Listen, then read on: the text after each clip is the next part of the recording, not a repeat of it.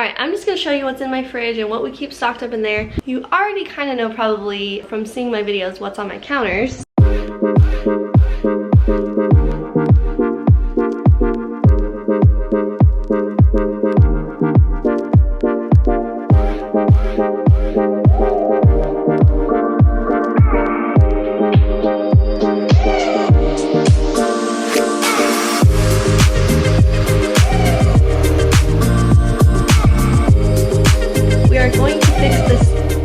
Counter space solution at some point in the future, but we just haven't done it yet. So this is what's in my fridge. Let me just show you. This is what we keep in here.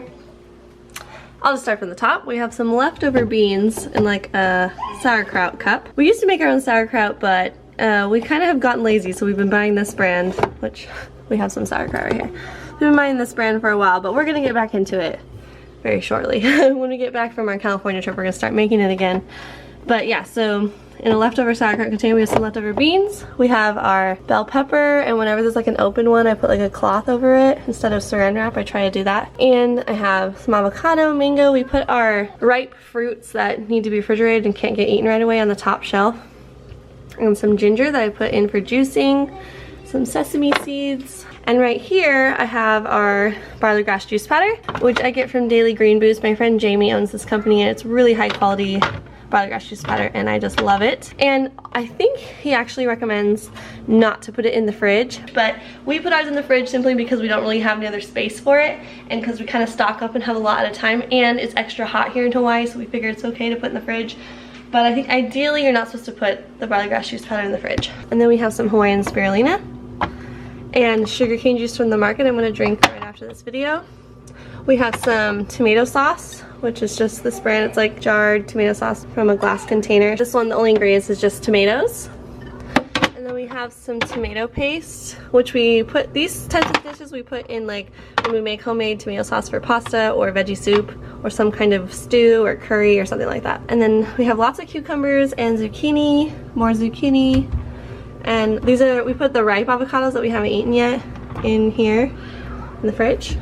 And we have some carrots, and I get these cloth bags. They're called eco bags. I forget the exact brand, but I'll put a link in the description box below so you can purchase them. This is what we use for produce bags instead of plastic bags. So when I go to the grocery store, I put them in this. And then we have some half-eaten watermelon I'm also gonna eat today. Down here on the lower shelf, I actually put my onions in the Ziploc bag. Andrew thinks that onions are extra important to like keep totally sealed. I don't know if that's true, but I reuse this bag. Once we're done with the onion, I wash out the plastic bag and save it for next time.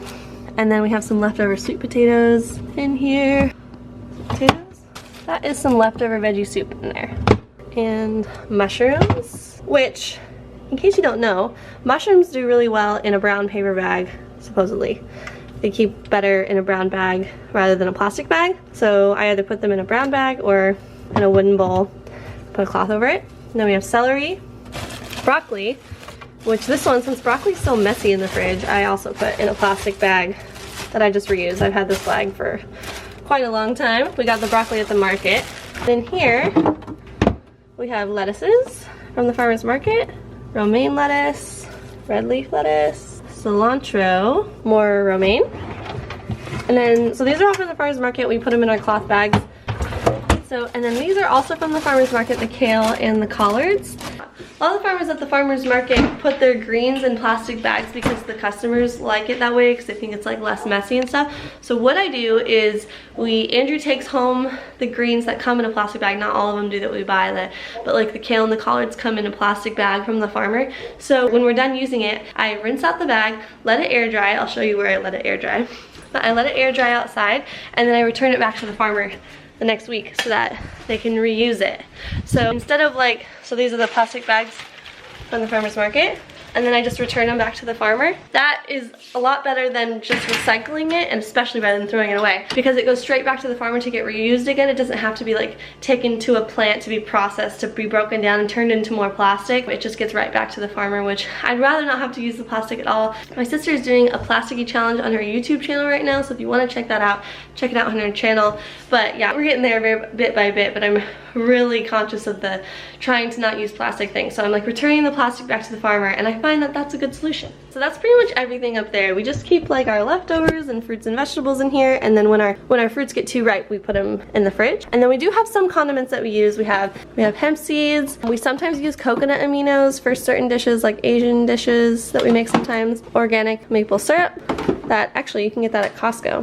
Sometimes I will use like an organic ketchup, but I do use it sometimes if I like don't make the time to make my own tomato sauce for like potatoes to dip. Most of the time I make my own tomato sauce to dip it in, which I posted on YouTube a couple times before, and it's also in my recipe ebook, Epic Vegan Food. But when I don't find the time and I just like am in a really big rush, what I tend to do is I find ketchup too salty, so I just like take a couple tablespoons of ketchup and then dilute it in the tomato sauce, because I like a lot of sauce. I'm a sauce person. So then I dilute it in the tomato sauce, and that gives me like a not so salty ketchup, and it's a very quick dip to make when I like pop some sweet potatoes in the oven, just dip in ketchup with lettuce. But most of the time I make my own sauce, but I have this for like emergencies. We also have some chia seeds. All right, we also have some yellow mustard, which is, this one's made with like apple cider vinegar, which I like. I like this on salads. So what I do, one of my favorite dressings a lot of times is like mashed avocado on salads with some, like a tablespoon of mustard and a tablespoon or two of maple syrup, and it's super good. Then we have Hawaiian grown macadamia butter. It's super good. I put it on like apple slices or celery slices for the kids. And then we have pickled ginger. We actually just bought this yesterday because we made homemade sushi yesterday. And we bought some pickled ginger and tahini. And then sriracha, organic. It's like in our Sky Valley. It's like an alternative sriracha. It has like slightly healthy ingredients, but still not really healthy. But it's good for like side dishes, and I'm such a sauce person. So sometimes when we make like curry, I like that on top. That is pretty much it. So that's pretty much everything in my fridge, and maybe I'll do like a pantry video as well.